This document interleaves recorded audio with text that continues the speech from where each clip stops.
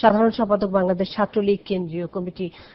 যারা জাকির হোসেন, আপনাকে স্বাগত জানাচ্ছি। একটি বিষয় বোধহয় স্পষ্ট করে নেওয়া দরকার যে যে ঘটনাটি ঘটেছে সে ছাত্রলীগ কি ছাত্রলীগ নয় তার উপর আসলে তার অপরাধের কোনো মূল্য বাড়ে না বা কমে না, কিন্তু তারপরও যেহেতু ছাত্রলীগ একটি অত্যন্ত বড় সংগঠন, একটি স্থানীয় ছাত্র সংগঠন, তাই তাদের দায় দায়িত্ব এবং তাদের অবস্থানটিও নিশ্চয়ই পরিষ্কার করা দরকার আছে। যেমন জাকির হোসেন, সেই কারণেই আমরা আপনার কাছে একটু কিছু তথ্য জানতে চাই। আমাকে একটু যদি বলবেন যে এই বদরুল আলম এর ছাত্রলীগের সাথে সম্পর্কটি কি? ধন্যবাদ আপনাকে। আপনারা জানেন আসলে গতকালকে যে পাশবিক এবং সন্ত্রাসী কর্মকাণ্ড যে বদরুল আলমের দ্বারা সংগঠিত হয়েছে, এটা আমরা প্রথম থেকেই তীব্র নিন্দা জ্ঞাপন করেছি এবং আমরা এই খাদিজা আক্তার নার্গিস তার পরিবারের সাথে আমরা প্রথম থেকেই সম্পৃক্ত ছিলাম। আজকেও আমরা দেখা করেছি এবং কথা বলেছি। আমরা তার সর্বোচ্চ শাস্তি দাবি করেছি। কিন্তু কথা হচ্ছে যে এই বদরুল আলম হচ্ছে এখন সে সুনামগঞ্জের ছাতক উপজেলার এই আলহাজ আয়াতুর রহমান উচ্চ বিদ্যালয়ে কর্মরত শিক্ষক হিসাবে। আপনারা যদি দেখেন, আমি আমার সাথে অ্যাটেন্ডেন্স হিসাবে সে যে এই এখানে তার অ্যাটেন্ডেন্সের শীট, সে যেখানে শিক্ষকতা করে 2 বছর তার বাবার সাথে সাংবাদিকরা কথা বলেছে। সেখানে তারা বলেছে যে অনেকদিন যাবৎ সে ওই স্কুলে শিক্ষকতা করে। তো সুতরাং আমাদের বাংলাদেশ ছাত্রলীগ একটি ঐতিহ্যবাহী অথবা বিবাহিত হয়, অথবা বিবাহিত হয়, জি, তাহলে তার পদটি অটোমেটিক ভাবে তাৎক্ষণিকভাবে বাতিল বলে গণ্য হবে। জাকির হোসেন, আমি একটু আপনি স্পষ্ট করেছেন আপনার অবস্থান, আমি একটু জানতে চাই কয়েকটি বিষয়। সে আপনি বলছেন যে তাহলে সে নিয়মতান্ত্রিক ভাবেই সদস্য পদ হারাবেন, তাই তো? জি জি জি, তার মানে তিনি নিয়মতান্ত্রিক ভাবে সদস্য পদ হারাবেন, এটি আপনারা আজকে খুঁজে পেয়েছেন। এখন আমার প্রসঙ্গটি হচ্ছে, আমরা খুঁজে পাইনি, আমরা তো আগে থেকেই এরকম। আমাকে প্রশ্নটি যদি করতে দেন, মানে আমি যেটি বলতে চাচ্ছি যে গত পরশু পর্যন্ত আপনারা তো বলেননি যে তিনি ছাত্রলীগের সহ সম্পাদক নন।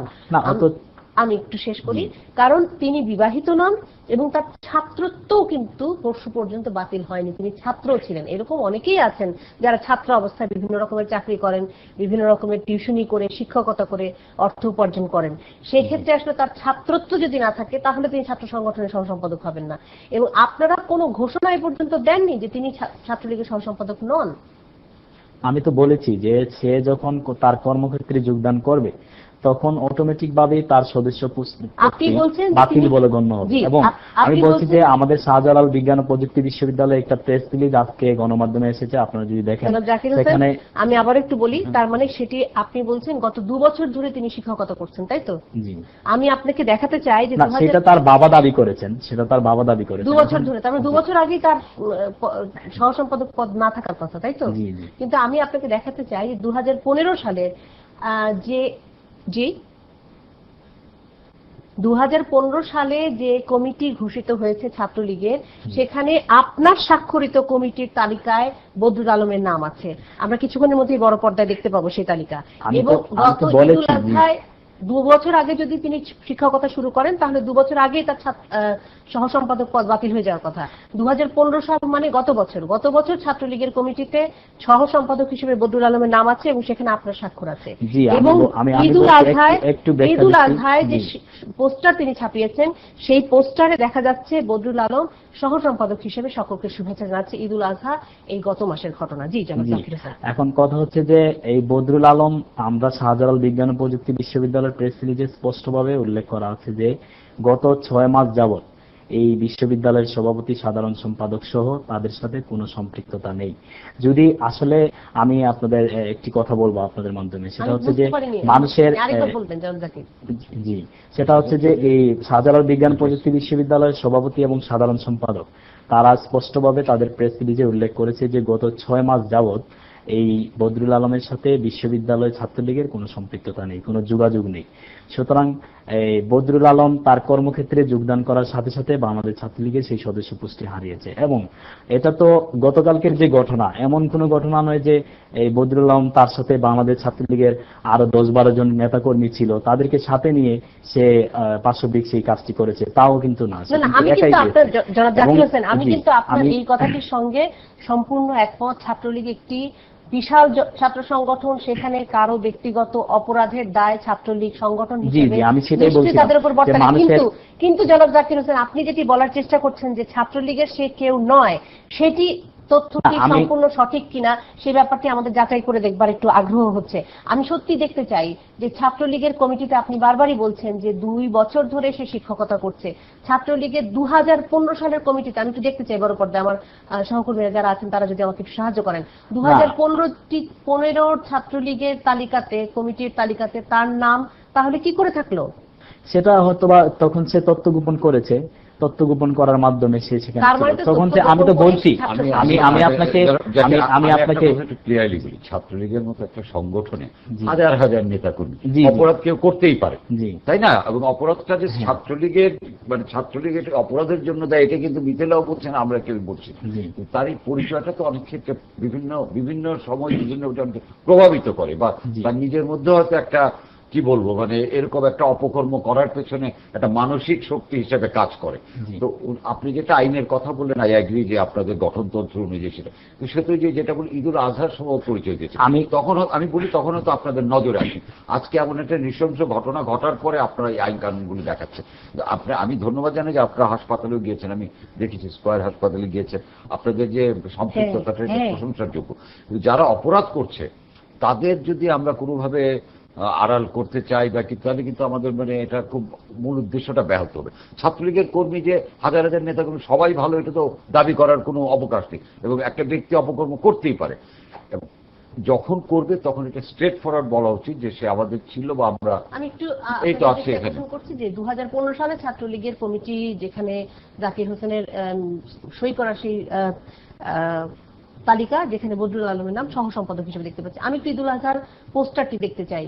ঈদুল আজহায় যে পোস্টারটি, ঈদুল আজহার পোস্টার যেখানে বদরুল আলমের ছবি, senior assistant secretary Bangladesh Chhatra League এবং শাহজালাল বিজ্ঞান ও প্রযুক্তি বিশ্ববিদ্যালয়, এখানে সকলেরই ছবি দেখা যাচ্ছে এবং জাকির হোসেন আপনার ছবিও আছে সেখানে।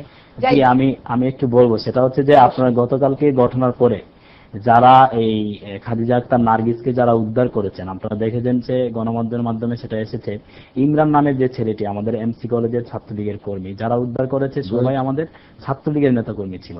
তারপরে যারা এই গণদুলাই দিয়ে পুলিশের হাতে এই বদরুল আলমকে ধরিয়ে দিয়েছে, তারাও আমাদের ছাত্রলীগের এমসি কলেজের নেতাকর্মী ছিল। তারপরে সেখান থেকে নিয়ে উসমানী মেডিকেল কলেজে নিয়ে আসা পর্যন্ত আমাদের ছাত্রলীগের নেতাকর্মী সেখানে ছিলেন। তো সেখান থেকে নিয়ে এখন পর্যন্ত যে স্কোয়ারে আছে সেখানে আমাদের ব্লাড সরবরাহ দেওয়া সহ সবকিছুতেই কিন্তু আমরা আছি। সুতরাং আমরা যে কোনো অন্যায়কারীকে, বিশৃঙ্খলকারীকে যে আমরা প্রশ্রয় দিচ্ছি না বা কোনো পাশবিক বা সন্ত্রাসী কর্মকাণ্ডে জড়িত সে যেই হোক, তাকে যে আমরা প্রশ্রয় দিচ্ছি না সেটা কিন্তু অলরেডি প্রমাণিত। কিন্তু আমরা এই যেটা মুঠা দাগে যে জিনিসটি আসতেছে সংবাদ মাধ্যমে, যে বদরুল আলমকে ছাত্রলীগের কর্মী হিসাবে আখ্যায়িত করা হয়েছে, সেই ক্ষেত্রে যদি একটুখানি ইমরানের নাম বা আমাদের যে যারা আমাদের যে সম্পৃক্ততা এই ফ্যামিলির সাথে, আমরা তো কথা বলেছি ওর চাচার সাথে, ওর মামার সাথে, ওর চাচা মামারা ওনারাও বলছে যে বদরুল আলম বখাটে ছিল এবং সে আমাদেরকে কিন্তু তিনি ছাত্রলীগে কখনো দোষী তারা বলেননি একবারের জন্য। আমরা যদি এই জিনিসটা পাইতাম তাহলে আমরা এবং আমি একটা কথা বলতে চাচ্ছি, আপনি কতগুলি কথা বললেন, কিন্তু যে এই ঘটনা ঘটার পর বদরুল আলম যে কত দুষ্ট ছেলে, কত চরিত্রহীন, কত বখাটে, এটা কিন্তু আপনার মুখ থেকে আমরা শুনতে পেলাম। ঘটনা না ঘটলে কিন্তু এখন উনি ছাত্রলীগের পরিচয় থাকতেন, সেটা ছাত্রলীগের জন্য অত্যন্ত। তাহলে আপনাদের অবস্থান কি দেখেন, আপনি যে কথা বললেন যে কেউ হয়তো তার নিজস্ব গোপন করে আপনাদের এখানে আসছে, দেখেন আপনাদের একটা বড় সংগঠন, অনেক বড় সংগঠন, এই সংগঠনের সবাই নেতা নয়, কিন্তু এখানে কর্মী আছেন, সমর্থক আছেন। তো একজন লোক এখানে গোপন তার পরিচয় গোপন করে, তার কর্মক্ষেত্র গোপন করে আপনাদের এখানে দিনের পর দিন থাকতে পারছেন। কেউ কি তথ্যগুলো আপনাদের কাছে দিচ্ছে না? অবশ্যই দিচ্ছি, কিন্তু আপনারা সেগুলো আপনাদের নজরে নিচ্ছেন না অথবা গুরুত্ব দিচ্ছেন না। যখন ঘটনাটা ঘটে যাচ্ছে তখন আপনারা সেখানকার কাগজপত্র এনে দেখাচ্ছেন যে সে তো আমাদের না, সে চলে গেছে, গঠনতন্ত্র অনুযায়ী চলে গেছে। গঠনতন্ত্র অনুযায়ী সে চলে কি যেত যদি সে আজকে এই ঘটনাটা না ঘটাতো? তাহলে তো ওই যে পোস্টারে যেখানে শুভেচ্ছা জানালো, সেই শুভেচ্ছার উপরে আপনার ছবিও কিন্তু আছে। আপনি কিন্তু ওই পোস্টার দেখে এক ধরনের আমোদই অনুভব করতেন যে ঠিক আছে ওরা তো আমার ছবি দিচ্ছে এখানে। জাকির হোসেন, একটি বিষয় আমার মনে হয় যদি আমাকে বলতে দেন আমি একটু বলবো। আমি যদি একটু আপনাকে একটা বিষয়ে স্পষ্ট করতে চাই যে এটি ভাবার কোনো কারণ নেই। আপনি যে ইমরান ছেলেটির কথা বলছেন সেটিও পত্রপত্রিকায় এসছে, তার কথা এসছে, তার ছবি এসছে, তার প্রতি আমাদের ভালোবাসা শ্রদ্ধা যথেষ্ট আছে। ইমরান হচ্ছে সেই ছেলেটি যে ছেলেটি সঙ্গে সঙ্গে নার্গিস আক্তারকে উদ্ধার করে নিয়ে যায় নিকটস্থ হাসপাতালে, এবং তার সারা শরীর রক্তাক্ত হয়ে সে একাই মোটামুটি মেডিকেল বললেন যে মিডিয়াতে আসছেন, ঠিক না? আমি আপনাকেই মিডিয়াতে দেখেছি, আপনি স্কয়ার হাসপাতালে কথা বলছেন, আপনি নিজে গেছেন, যেটা আমি আপনাকে বললাম। এটি কিন্তু ভাবার কোনো কারণ নেই যে এটি ভাবার কোনো কিছু নেই, কারণ আমি একটু বলবো যদি আমরা দোষারোপ করার চেষ্টা করছি, কিন্তু সংগঠনে যে এই ধরনের উপাদানগুলো আছে সেগুলোকে আপনারা কিভাবে মোকাবেলা করার চেষ্টা করছেন সেটি আমাদের জানা দরকার। ডিজন করা বা সে আমাদের কেউ নয় এটি বলাটা কি আসলে সমাধান কিনা?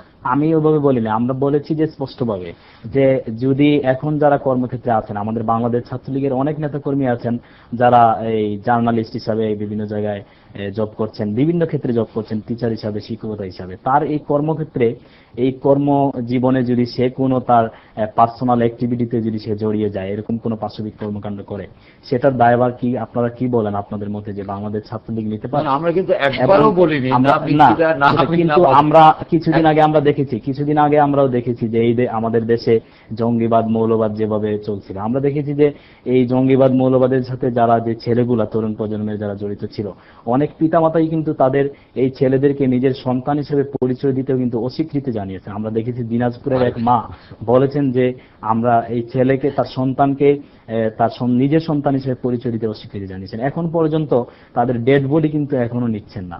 আমরা জানি আপনার এই কথাটা একটা জিনিস হলো যে সন্তানকে আমি পরিচয় দিচ্ছি, কিন্তু আমার সন্তান এটা তো অজানা। আমরা ছাত্রলীগের মধ্যে যারা এসব কাজ করে তাদেরকে আমরা প্রশ্রয় দিচ্ছি না, আমরা প্রশ্রয় না দেওয়া আর তিনি ছাত্রলীগের কেউ ছিলেন না, তার সদস্যপদ বাতিল হয়ে গেছে, দুটো ভিন্ন বিষয়। আমরা প্রশ্রয় দিচ্ছি না, এবং মানুষের তো দুইটা সত্তা আছে, একটা হচ্ছে মনুষ্যত্ব আর একটা হচ্ছে তার পাশবিক পশুত্ব। যদি কোনো ব্যক্তি তার পার্সোনাল অ্যাক্টিভিটির মাধ্যমে সেই পশুত্বের মাধ্যমে যদি পাশবিক বা সন্ত্রাসী কর্মকাণ্ডে জড়িত হয়ে যায়, সেটার যে এবারও তো আমাদের আপনাকে মাঝে, কিন্তু আমি একটা তথ্য আপনাকে দিতে চাই যে আপনি যেটা বললেন, হ্যাঁ আমি মানলাম যে ছাত্রলীগের হাজার হাজার নেতাকর্মী সবার সম্পর্কে খোঁজ রাখা বাস্তবিক পক্ষেই সম্ভব। কিন্তু এই ইমরান, আমি আজকে একটা গণমাধ্যমে দেখেছি যে এই ইমরান তার এলাকায় সুনামগঞ্জের ছাত্রকে বছর খানেক আগে বোধহয় আপনাদেরকে ইফটিজিং এর জন্য একটা মেয়েদের স্কুলের সামনে, এই বদরুল আলম এই সুনামগঞ্জের ছাত্রকে একটা মেয়েদের স্কুলের সামনে ইফটিজিং এর জন্য গণধোলায় শিকার হয়েছে। আজকে এসছে, আমি নিজে। মানে বিষয়টি হচ্ছে যে এই ধরনের দুষ্টগুলোদেরকে আপনারা তো সেন্ট্রালি সময়, কিন্তু ওখানকার আপনি যেটা বললেন যে শাহজালাল ইউনিভার্সিটির প্রেসিডেন্ট সেক্রেটারির সঙ্গে তার কোনো যোগাযোগ ছিল না, কিন্তু ওনাদেরও কিন্তু একটা দায়িত্ব যে তার কমিটিতে যারা আছে, লোকাল যারা আছে, তাদের দেখভাল করা। এবং আমার মনে হয় আপনারা সবকিছু ধরে সেন্ট্রাল কমিটি চলে আসেন এবং সমস্ত তোপ আপনাদের উপর যায়, আপনাদের জবাব দিতে হয়। আপনারা বোধহয় মানে আমার মনে হয় যে নিশ্চয়ই করেন আপনারা, তারপর আর একটু যে এই লোকাল যে কমিটির প্রেসিডেন্ট সেক্রেটারি আছে তাদের মধ্যে আর একটু দায়িত্বশীল আচরণ করতে হবে। না, যোগাযোগ ছিল না, এই জন্যই যে হচ্ছে কর্মক্ষেত্রে আছে, সে শিক্ষকতা করছে, এই জন্যই বিগত 6 মাস যাবৎ আমাদের শাহজালাল বিজ্ঞান ছিল না। শাহজালাল বিশ্ববিদ্যালয়ের প্রক্টর বলেছেন সে নিয়মিত ছাত্র এবং তার ছাত্রত্ব আছে, এখনো আছে।